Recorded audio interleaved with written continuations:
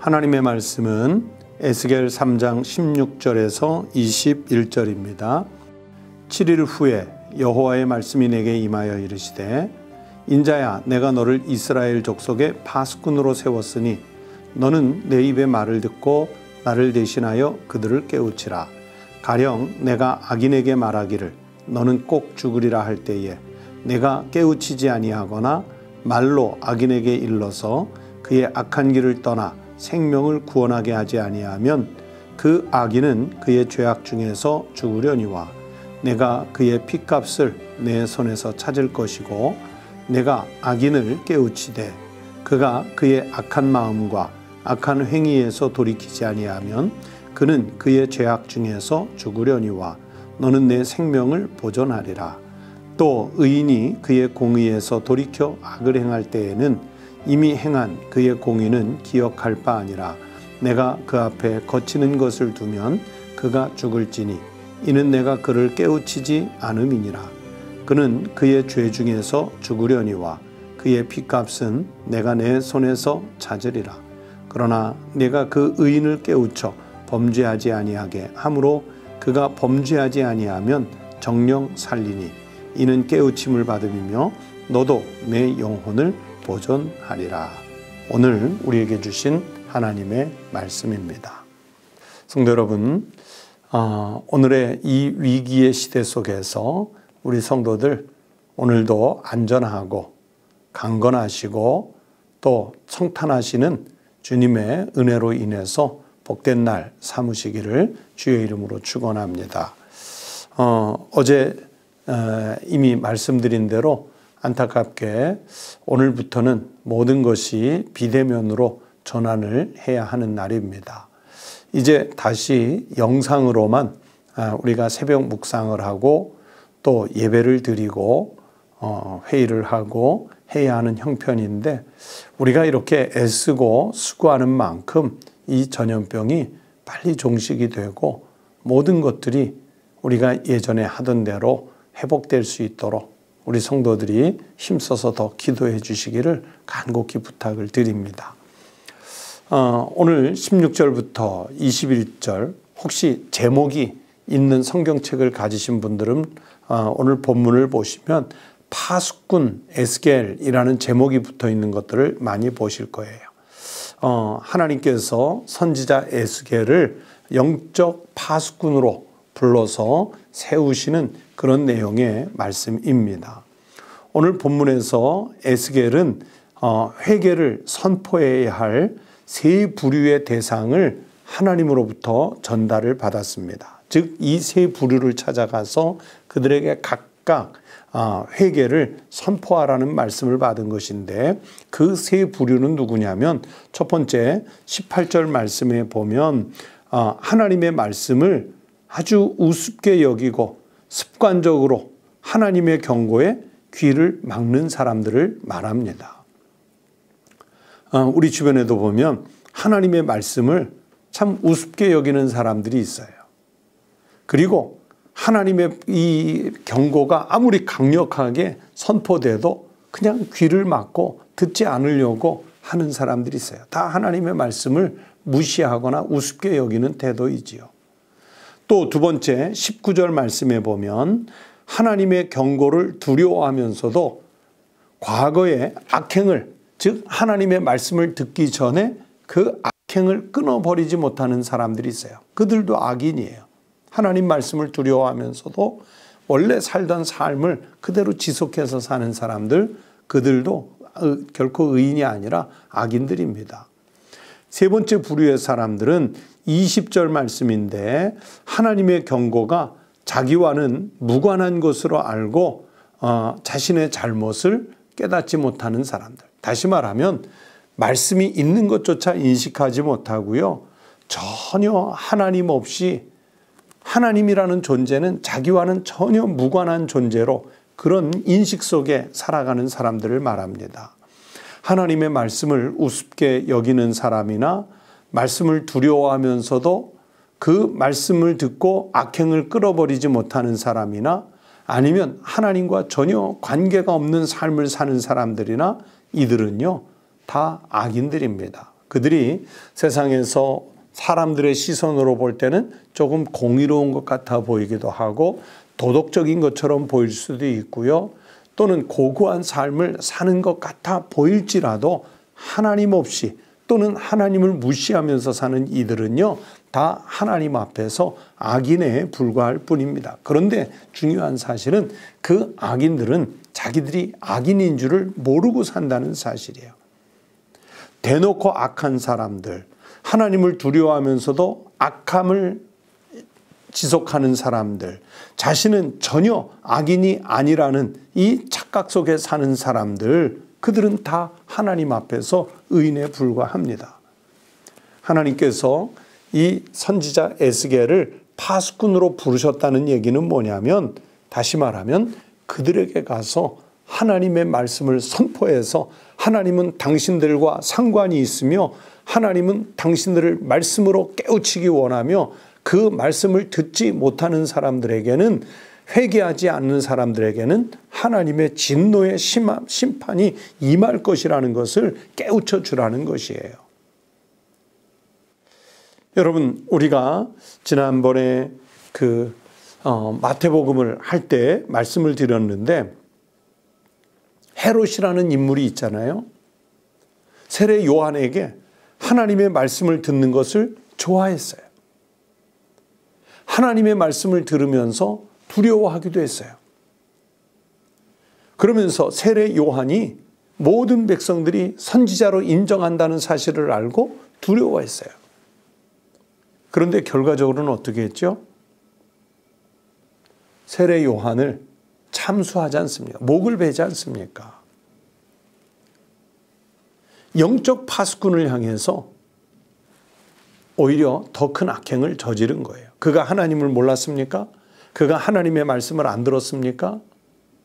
그가 하나님의 말씀을 듣고 두려워하지 않았습니까? 하지만 하나님 앞에서 돌이키지 못했기 때문에 그는 세례 요한의 목을 베는 큰 잘못을 저지르고 말았던 거죠. 여러분, 목회자나 선교사뿐만이 아니라 우리 모든 그리스도인은 각각 자신의 삶의 자리에서 선지자 에스겔처럼 또는 세례자 요한처럼 영적 파수꾼으로 살아야 합니다. 경고가 필요하면 그 경고가 필요한 사람들에게 경보음을 울려줄 수 있어야 돼요. 말씀을 모르는 사람, 말씀과 무관하게 사는 사람들 있으면 그 사람들에게 하나님의 말씀을 알려주어야 합니다. 죄를 짓는 이를 향해서는요, 죄라고 강하게 선포할 수 있어야 합니다. 그래야 내가 살고 그 사람이 살고 그 공동체가 살고 그 시대가 살아갈 수 있기 때문입니다. 영적 파수꾼이 그 일을 등한시하면 그 공동체는, 그 시대는 무너져 내릴 수밖에 없습니다.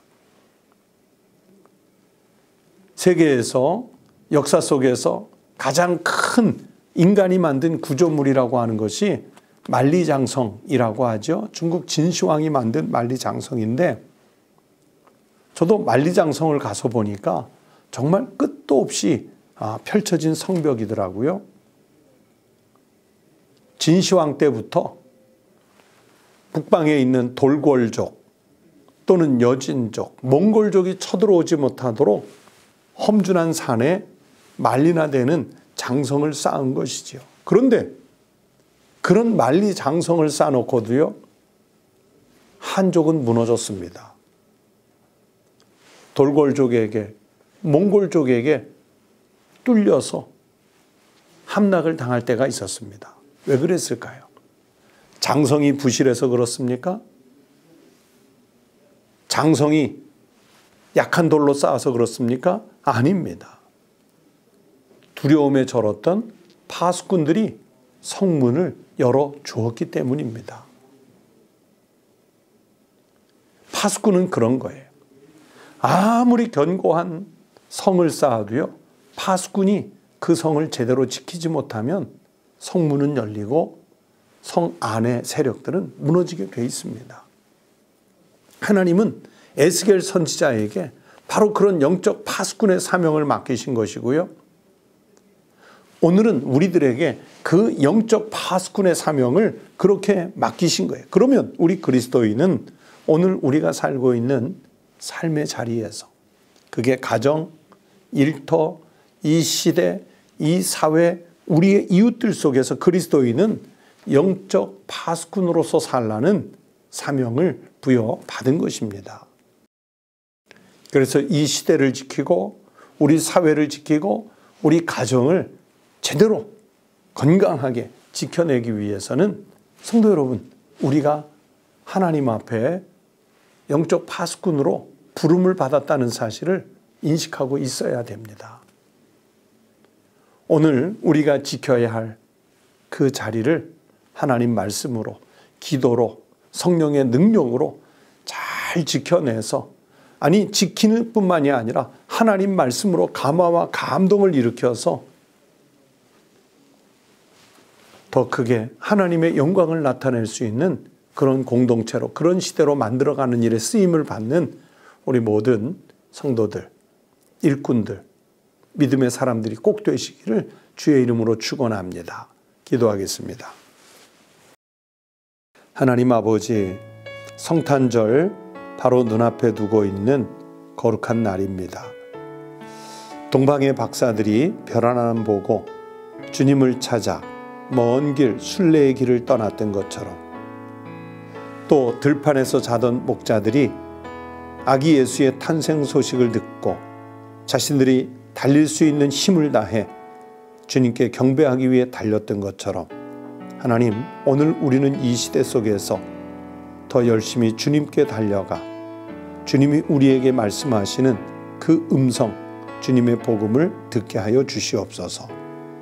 선지자 에스겔을 그 시대의 영적 파수꾼으로 세우시고, 또 수많은 우리의 믿음의 선진들을 시대마다 또 공동체마다 영적 파수꾼으로 불러 세우신 것처럼, 오늘은 우리가 주님의 영적 파수꾼으로 부름을 받은 줄로 믿습니다.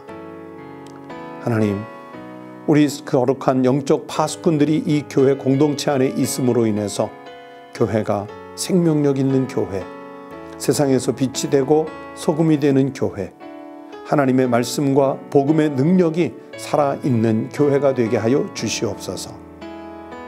영적 파수꾼인 성도들이 가정 속에, 일터 속에 있음으로 인해서 그 가정이 살고 또 그 일터가 살고, 오늘날 코로나19로 인해서 영혼들이 피폐해져 가는 이 험난한 세태 속에서 이 시대를 살리는 역사가 일어나게 하여 주시옵소서.